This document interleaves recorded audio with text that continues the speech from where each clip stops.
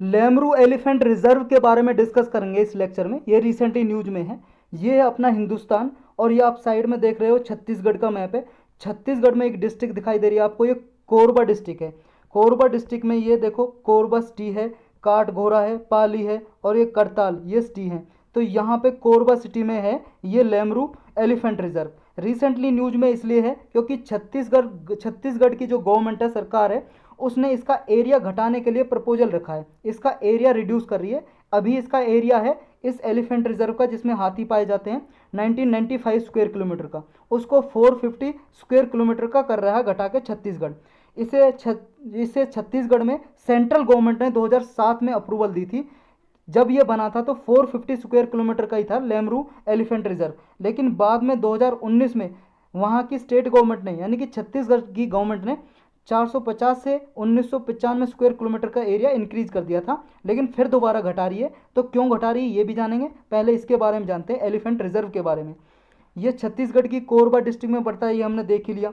इसका टारगेट था, जब एलिफेंट रिजर्व बनाया था इसलिए बनाया था कि जो एनिमल और ह्यूमन का कॉन्फ्लिक्ट होता है, मतलब हाथी और ह्यूमन का टकराव होता है, इसको रिड्यूस किया जा सके आसपास फॉरेस्ट डेवलप करके, और एलिफेंट के लिए परमानेंट हैबिटेट बनाया जा सके, उन्हें प्रोवाइड किया जा सके ताकि सुरक्षित रह सकें। अर्लियर क्या है, स्टेट गवर्नमेंट ने नोटिफाई किया था, इसको कंजर्व एरिया डिक्लेयर कर दिया था अक्टूबर 2020 में, कंजर्व एरिया। और कंजर्व एरिया स्टेट गवर्नमेंट कौन से एक्ट के अंदर कर सकती है, ये वाइल्ड लाइफ प्रोटेक्शन एक्ट है 1972 का। इसका सेक्शन 36A याद रखना आपको। इसके अकॉर्डिंग स्टेट गवर्नमेंट किसी एरिया को, फॉरेस्ट एरिया को, जंगल को कंजर्वेशन रिजर्व डिक्लेयर कर सकती है। और ये यूनियन गवर्नमेंट को भी पावर देता है, स्टेट के साथ साथ यूनियन गवर्नमेंट के भी पास पावर है, वो भी नोटिफाई कर सकती है कंजर्वेशन रिजर्व सेक्शन 36A के अंदर। लेकिन एक चीज़ याद रखनी है कि elephant reserve wild life protection act के थ्रू नहीं रिकॉग्नाइज किया जाता। एलिफेंट रिजर्व, जो एलिफेंट रिजर्व है, इस वाइल्ड लाइफ प्रोटेक्शन एक्ट के थ्रू नहीं रिकॉग्नाइज किया जाता, नहीं पहचान दी जाती। अब रीजन क्या है, एरिया को रिड्यूस कर रही है छत्तीस गवर्नमेंट। इसका रीजन है क्योंकि ये जो रिजर्व है हसदेव अरण्या फॉरेस्ट का पार्ट है, और यहाँ पे कोल डिपॉजिट रिच एरिया है, मतलब यहाँ पे कोयला की खदानें मिलती हैं। और यहाँ पे लगभग 22 कोल ब्लॉक है जिनमें कोयला निकलता है, और 7 ब्लॉक ऑलरेडी माइनिंग फैक्ट्रीज को दे दिए, जिनमें से 3 पे माइनिंग स्टार्ट हो रही है और 4 को देना है। मतलब अगर ये कंजर्वेशन एरिया है, जो ये एलिफेंट रिजर्व का एरिया 1995 स्क्वायर किलोमीटर का रहेगा, तो फिर इसमें माइनिंग नहीं की जा सकती और कोयला को नहीं निकाला जा सकता। और आप सबको पता है कोयला भाई साहब बिजली बनाने के लिए फैक्ट्रियों में यूज़ होता है, थर्मल पावर प्लांट में। तो इसलिए इस एरिया को घटा रहे हैं ताकि कोयले को यूज किया जा सके, ये रीज़न है। तो ये बिगेस्ट चैलेंज यही है कि अगर रिजर्व एरिया को इंक्रीज कर दिया तो कोल माइन अनयूजेबल रह जाएंगी, कोल माइन को यूज नहीं किया जा सकता फिर। अब सिग्निफिकेंस क्या है इस रिजर्व के, लेमरू जो एलिफेंट रिजर्व है, देखो इसमें 240 एलिफेंट्स मिलते हैं यहाँ पे छत्तीसगढ़ एरिया में, नॉर्थ छत्तीसगढ़ में। और उनमें से क्या है, 150 से ज़्यादा एलिफेंट्स हैं जो हाथी हैं पिछले 20 सालों में मर चुके हैं। और अगर 2020 का डेटा देखें हम, जून से लेकर अक्टूबर के बीच का, तो 16 हाथी मरे थे यहाँ पे छत्तीसगढ़ में। जो छत्तीसगढ़ में एलिफेंट है ये रिलेटिवली न्यू है, क्योंकि ये 1990 में मध्य प्रदेश में आना स्टार्ट हुए थे, जो आसपास का एरिया है, जैसे झारखंड वगैरह से यहाँ पे आना स्टार्ट हुए थे। मध्य प्रदेश आपको पता है 2000 में मध्य प्रदेश से अलग हुआ था ये छत्तीसगढ़, लगभग 2000 के टाइम पे छत्तीसगढ़ बना था। उससे पहले मध्य प्रदेश का ही पार्ट था छत्तीसगढ़। तो उस टाइम पे 1990 में आना स्टार्ट हुए थे ये एलिफेंट वहाँ पे। तो मध्य प्रदेश ने पॉलिसी भी बनाई थी कि इसे वापस, जो झारखंड से आ रहे हैं, वापस भेजा जाना चाहिए। लेकिन जब ये छत्तीसगढ़ अलग हो गया तो यहाँ पे पॉलिसी थी नहीं, तो एलिफेंट के लिए रूट था, एलिफेंट यहाँ पे जमा होने लगे, यहाँ पे पार्ट मतलब यहाँ पे आ गए। और इसकी वजह से छत्तीसगढ़ में फिर ये नए नए आए थे एलिफेंट, यहाँ पे रहते नहीं थे, झारखंड वगैरह आसपास के इलाकों से आए थे। तो एनिमल और ह्यूमन का कॉन्फ्लिक्ट भी बढ़ गया। मतलब एनिमल की क्रॉप, मतलब एनिमल क्या है, एलिफेंट वगैरह ह्यूमन की क्रॉप वगैरह को बर्बाद कर देते थे ऐसे, या फिर जो आदमी है वो एलिफेंट को मार देते थे। तो इस तरह से एनिमल ह्यूमन का कॉन्फ्लिक्ट हुआ, विवाद हुआ। तो ये था इसके बारे में। कुछ और अदर प्रोटेक्टेड एरियाज हैं जो छत्तीसगढ़ में हैं। कौन कौन से प्रोटेक्टेड एरियाज हैं, एक है आपका अचना कमर टाइगर रिजर्व, ये मध्य प्रदेश और जो छत्तीसगढ़ है उसके बॉर्डर पे पड़ता है। एक है इंद्रावती टाइगर रिजर्व, एक है सीता नदी उदांती टाइगर रिजर्व है छत्तीसगढ़ में, और एक है कांगेर वैली नेशनल पार्क जो छत्तीसगढ़ में है, और लास्ट है आपका बादल खोल टमोर पिंगला एलिफेंट रिजर्व, ये भी छत्तीसगढ़ में है। तो यही था बस इस लेक्चर में इसके बारे में। लेकिन अब हम पढ़ेंगे थोड़ा एलिफेंट के बारे में। वैसे देखो एलिफेंट के बारे में हमने ना लेक्चर में अलग से पढ़ा हुआ है, एलिफेंट का लेक्चर अलग से बना हुआ है, वो आप जरूर देखना, क्योंकि एलिफेंट के बारे में लास्ट ईयर भी यूपीएससी ने क्वेश्चन पूछा था। हम सिर्फ ब्रीफली डिस्कस करेंगे एलिफेंट के बारे में। एलिफेंट सब लोगों ने देखा हुआ है, ये है एलिफेंट एक कीस्टोन स्पीसीज है।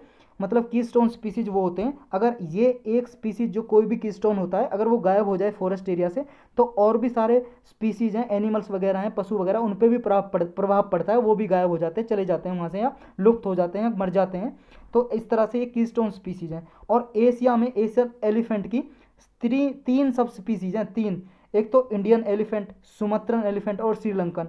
सुमत्रन इसके नाम पे, ये आप देख रहे हो वर्ल्ड का मैप, ये अपना हिंदुस्तान है, ये इंडोनेशिया, इंडोनेशिया की सुमत्रा आइलैंड है, यहाँ पे सुमत्रा आइलैंड के नाम पे सुमत्रन एलिफेंट रखा है। और जो श्रीलंका में मिलते हैं वो श्रीलंकन ये एलिफेंट। तो ये तीन तरह के एशियन एलिफेंट यहाँ पे मिलते हैं।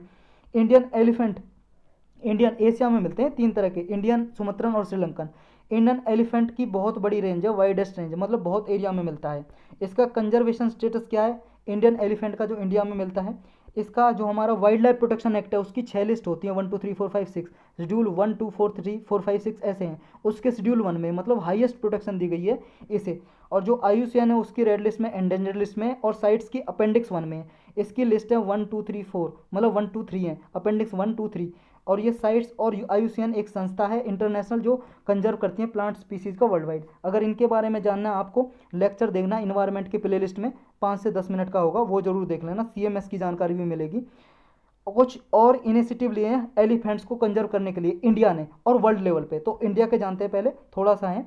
गज यात्रा स्टार्ट की थी 2017 में, वर्ल्ड एलिफेंट डे पे स्टार्ट की थी, ताकि हाथी को बचाने के लिए, कंजर्व करने के लिए अवेयरनेस फैलाई जाए। एक प्रोजेक्ट एलिफेंट स्टार्ट किया था इंडिया ने 1992 में। ये सेंट्रली स्पॉन्सर्ड स्कीम है। सेंट्रली स्पॉन्सर्ड स्कीम का मतलब सेंट्रल गवर्नमेंट और स्टेट की गवर्नमेंट, और सेंट्रल गवर्नमेंट दोनों पैसे लगाती हैं और दोनों ही इंप्लीमेंट करती हैं। एक होती है centrally sector scheme. Centrally sector scheme में क्या होता है, उसमें सेंट्रल गवर्नमेंट ही पैसा लगाती है सारा, और वो ही उसे इंप्लीमेंट करती है। ये सेंट्रली सेक्टर कौन सी है, स्पॉन्सर स्कीम है, जिसमें सेंट्रल और स्टेट दोनों पैसा लगाती हैं, दोनों इंप्लीमेंट करती हैं, दोनों मनी लगाती हैं। एक सीड बम डाले गए उड़ीसा के, ये अथागढ़ फॉरेस्ट डिवीजन ने सीड बम डाले वहाँ फॉरेस्ट में। सीड बम का मतलब है सीड, बीज डाले, ताकि जो घास वगैरह जंगल में हो सके, और जो ये एलिफेंट वगैरह जो रहते हैं यहाँ पे, इनके वाइल्ड लाइफ के लिए घास उग सके और वहाँ पे चर सकें, और ये क्या है, जंगलों से बाहर ना आए। तो मैन और एलिफेंट का जो कॉन्फ्लिक्ट प्रिवेंट करने के लिए ये सीड बम डाले ऊपर, हेलीकॉप्टर से या ड्रोन से ऊपर से डाले, क्योंकि जो क्या है, अंदर घास खत्म हो गई थी। घास खत्म होने के कारण जो ये घास वगैरह खाते हैं, ग्रास वगैरह, तो ये नहीं मिलती थी और ये बाहर आ जाते थे। नेक्स्ट है right of passage of the animals. ये सुप्रीम कोर्ट ने मद्रास हाई कोर्ट के जजमेंट को अपहेल्ड किया था। मतलब मद्रास हाई कोर्ट ने एक जजमेंट दिया था, उसी जजमेंट को सपोर्ट किया था सुप्रीम कोर्ट ने 2011 में। ये नीलगिरी एलिफेंट कॉरिडोर के रिगार्डिंग जजमेंट आया था। वहाँ पे ये कहा था कि भाई साहब, एनिमल को भी राइट है, उनके अधिकारों को बचाइए और उनका एरिया क्लोजर कीजिए, आसपास एनिमल और ह्यूमन का कॉन्फ्लिक्ट ना हो। नेक्स्ट, एक इंटरनेशनल इनिशिएटिव क्या है, एक माइक प्रोग्राम है, monitoring the illegal killing elephant program. ये 2003 में लॉन्च किया था। बहुत सारी इंटरनेशनल कोलैबोरेशन है, बहुत सारी गवर्नमेंट ने साथ मिलके। इसमें क्या है, जो अफ्रीका और एशिया रीजन में इलीगल किलिंग होती है, अवैध तरीके से एलिफेंट को मार देते हैं, उसको रोकना है और एलिफेंट को कंजर्व करना है। ये इसका मेन टारगेट है। तो यही था बस इस लेक्चर में।